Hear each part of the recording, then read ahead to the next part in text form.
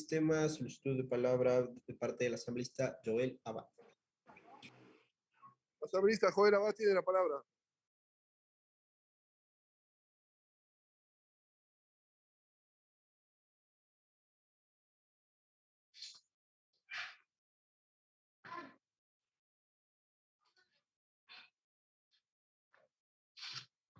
Buenos días, señor presidente de la Asamblea Nacional, compañeras y compañeros asambleístas, pueblo ecuatoriano. Tan importante es esta ley, este proyecto de ley de equidad tributaria para el país, presentada por la presidenta de la Comisión Especializada Permanente del Régimen Económico y Tributario y su control y su regulación y control, la asambleísta Mireya Pazmiño Arregui.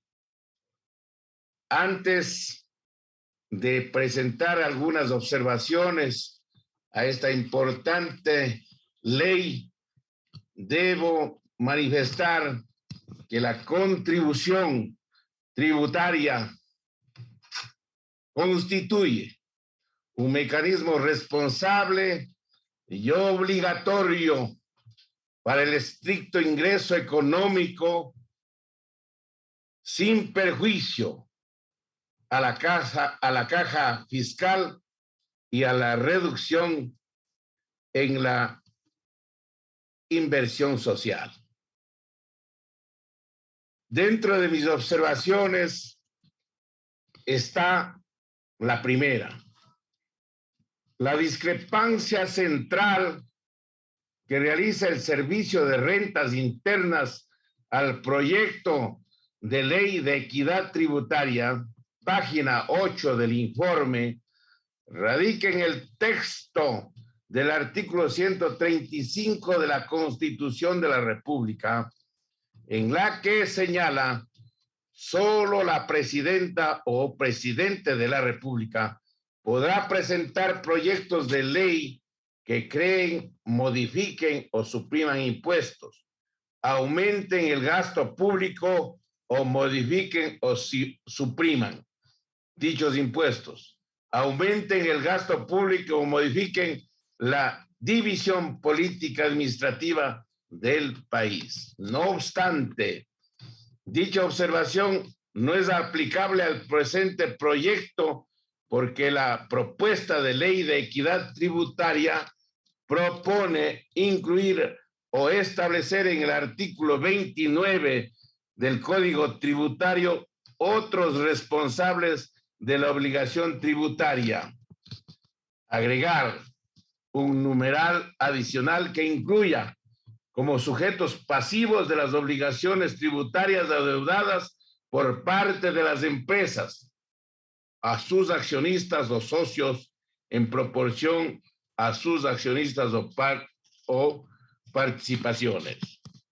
Como se desprende, el Servicio de Rentas Internas está equivocado porque este proyecto de ley no establece impuestos, no modifica impuestos,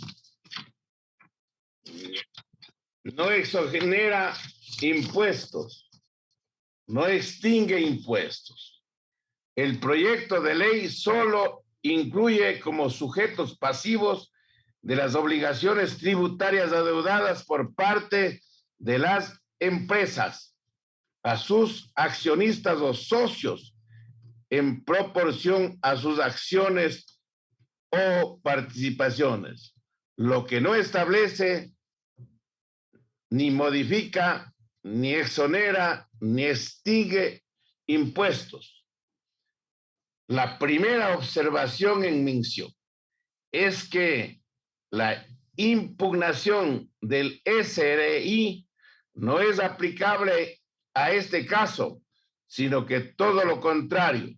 El proyecto protege los intereses del país en materia tributaria, en vez de oponerse al valor jurídico de la propuesta, el Servicio de Rentas Internas debería apoyar su promulgación porque preserva los intereses fiscales. Segunda observación, en la mesa técnica se indica que se ha detectado en Guayaquil, especialmente, página 10, que muchas empresas fantasmas también habían retenido impuestos, los que deberían ser cancelados al SRI al final del mes. Sin embargo, agrega, se determinó que las empresas declaradas en quiebra no se pagaban a la autoridad tributaria, desaparecían. Cuando el SRI realiza la búsqueda, se encontraba que el gerente o el representante legal de esas compañías era un testaferro, y eso hay que evitarlo. Inclusive se identificaron casos de personas que tenían la nominación de gerente de la empresa y no conocían de esta designación. En base a estos antecedentes, mi segunda propuesta es que la Asamblea Nacional, con estos antecedentes, debe realizar denuncia formal a la Fiscalía General del Estado para que estos casos se averigüen y los responsables de la evasión tributaria sean juzgados de acuerdo al Código Orgánico Integral Penal. Tercera observación, debería determinarse con las labores de fiscalización obligada y prolija de la Asamblea Nacional el monto real y total del dinero que pierde el país al año por concepto de evasión fiscal, pues existen cálculos que dan cuenta que este perjuicio al país superaría el 6 al 7% del Producto Interno Bruto.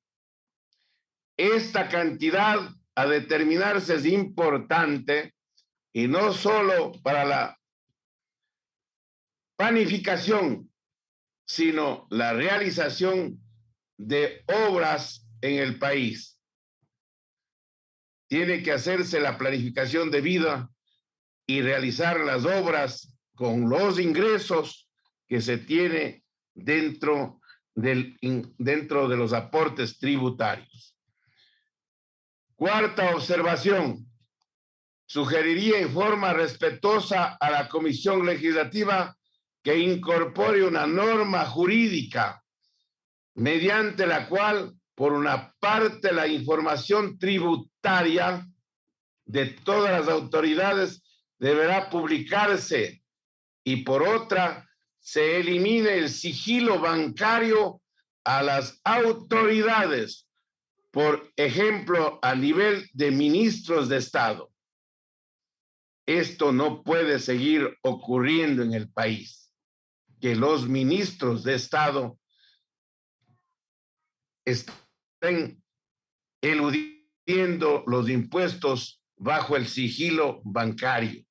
Esto a propósito de las reiteradas denuncias, además, que indican que el actual ministro de Finanzas y presidente de la Cámara de Comercio de Guayaquil alcanza a la fabulosa cifra de $35 al año, lo que constituye una auténtica burla al pueblo ecuatoriano. Los poderosos hacen esto y los que están justamente prestándose para ser autoridades dentro del país, tratando de ser los únicos beneficiados y los que van en contra de los ingresos del pueblo ecuatoriano, que debe estar completamente distribuidos sus recursos para las necesidades básicas que hoy día lo hacemos. todos los ecuatorianos. Debemos aportar con responsabilidad, señor presidente, distinguidos asambleístas. Y en el fondo no debe existir el tal sigilo bancario para el beneficio de pocos. Estas son mis 4 observaciones al proyecto de ley en discusión. Gracias, señor presidente de la Asamblea Nacional.